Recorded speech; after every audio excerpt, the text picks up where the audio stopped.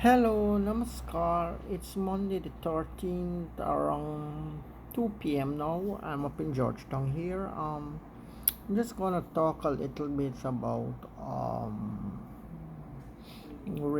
practicing religion in the Caribbean.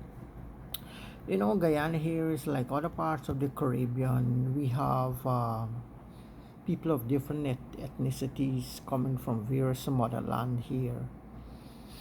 So people brought their culture like from India or from Africa and China, Europeans, the Amerindians. But we find what happened is that the Indian culture is here. Many people have retained either Islam or Hinduism, but Christianity is prevalent also. Some of the or ethnic groups have embraced Christianity to a larger extent. So we cannot say that the Caribbean is fundamentally a Christian zone or it is a Caribbean zone. A Caribbean zone entitles people with different ethnic cultures and ethnic religions that we brought and are still being practiced here.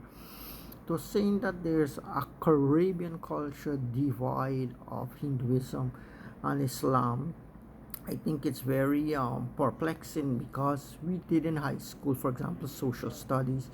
We studied the six races, we studied the different religions that the people practice. So now we have a group or a section of society saying that Hinduism is alien to the Caribbean. It's not its own Caribbean like, and we cannot practice Hinduism here. Then the same goes for Islam. We have a very large Islamic following in Guyana. We like Christianity, people are converting to Islam and so on. So it's unfair to say that Hinduism with its branches, Hinduism in Caribbean is just a surface practice with people going to church, reciting prayers, hymn. I was listening to one Panditji from Trinidad who was doing a puja. And they're just basic mantras he was repeating, various mantras that are generally used, and he formulated this and make this a puja. Now, if somebody wants to go deeply into his practice, for example, Ananda Marg, which was registered here, and then they had a group which has to be registered and paying money to maintain that group on missionaries and so on to come and teach a missionary license and so on. Now, this sort of thing was okayed in the past.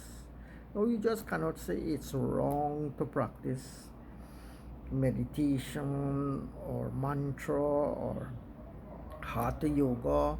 Hatha yoga is being taught in many hotels in Guyana, many clubs, and so it's how it can be on Caribbean like. It's just being taught in the Caribbean. If you go and check for yoga classes in the Caribbean, you will see many classes being offered by resorts, by groups, and so throughout the Caribbean. So I don't know, there's an excuse here now where we have the authorities and people in offices probably are saying that it's on Caribbean like and will become on Caribbean if we practice it. I think yoga was documented scientifically, and there are many research papers available about the practice of yoga as a scientific methodology to elevate a person's mind and remove diseases and sickness. In other words, improve your health. And so yoga has been in the Western curriculum as a health enhancing formula or health enhancing practices that has been incorporated in schools, university, and secular society also. So here I'm facing with a challenge that you cannot bring your yoga philosophy in everyday life, or you cannot practice yoga because it's on Caribbean like. This is utter um, I would say it's utter nonsense because people can practice what they like. You buy a book, you read it that is selling in the bookstore. You want to incorporate it, whether it's Dianetics or Gurdjieff or any other call famous practices. It's open. Religion is an open science. Anybody want to read the scriptures, buy the books. You want to read and then practice. It's free, of course. It's open science. You just practice it. Nobody can't really regulate people culture or regulate the religion on the ground of secularism. There are people who are so deeply embedded in materialism that naturally they feel and offended when people preach religion, or they're following religion, or improving themselves by use of religion.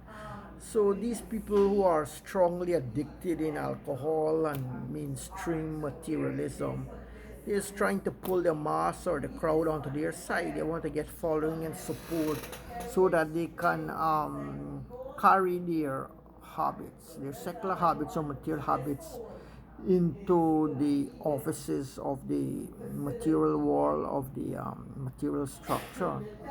I don't know how conventions they can be by using the laws and the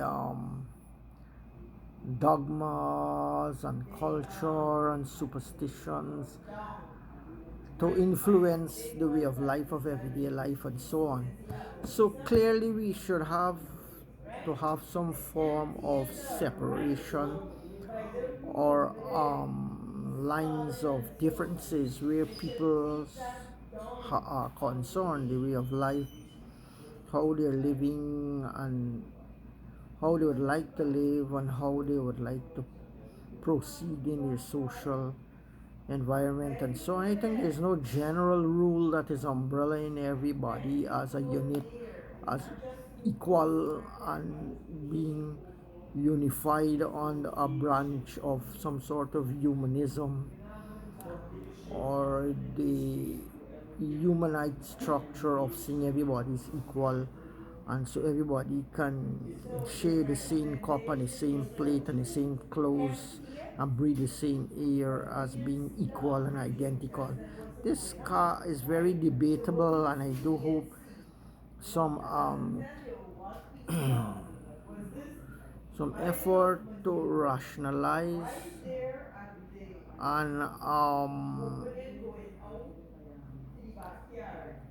we should say more rationalize and make society a saner place to living, free from authoritarian rules and rigid